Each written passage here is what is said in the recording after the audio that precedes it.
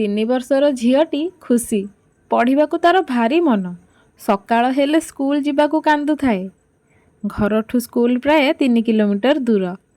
ସବୁଦିନ ତା ମା ତାକୁ ଚାଲି ଚାଲି ନେଇ ସ୍କୁଲରେ ଛାଡ଼ି ଆସନ୍ତି। ଦିନେ ବାଟରେ ଯାଉ ଯାଉ ଖୁସି କହୁଛି, ମା ଦେଖିଲ ସମସ୍ତେ କେମିତି ରିକ୍ସା ଗାଡ଼ିରେ ସ୍କୁଲ ଯାଉଛନ୍ତି। ମୁଁ ବି ସେଇଥିରେ ଯିବି। ମୋର ସବୁ ସାଙ୍ଗମାନେ ବା ସେଇଥିରେ ଯାଉଛନ୍ତି। ମା ହସି ଦେଇ କହିଲେ, ହଉ ହଉ ତୁ ସେଇଥିରେ ଯିବୁ। ମୁଁ ବାପାଙ୍କୁ କହିକି ତତେ ସେଇଥିରେ ପଠେଇବି। 2 ଦିନ ପରେ ଖୁସି ଏଥର ରିକ୍ସାରେ ଯିବାକୁ ଆରମ୍ଭ କଲା। ଦେଖୁ ଦେଖୁ ମାସେ ବି ପୂରିଗଲା।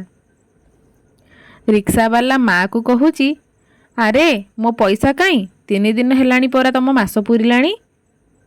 ମା ଶୀତଳ କଣ୍ଠରେ ରିକ୍ସାବାଲାକୁ କହୁଛନ୍ତି, ହଉ ହଉ ଆଉ ଟିକେ ଅପେକ୍ଷା କରନ୍ତୁ, ମୁଁ ଦେଇଦେବି। ରିକ୍ସାବାଲା ପୁଣି କହୁଛି, ଆରେ ପଇସା ଦେଇପାରିବନି ତ ଏଥିରେ କ'ଣ ପାଇଁ ଛାଡ଼ୁଥିଲ? ମା କାନ୍ଦ କାନ୍ଦ ମୁହଁରେ ଖୁସିକୁ ନେଇ ସେଠାରୁ ପଳେଇ ଆସିଲେ। ଆଉ ତାପରେ 3 ବର୍ଷର ଝିଅ ଖୁସି ସେଦିନ ସବୁ ବୁଝିଗଲା।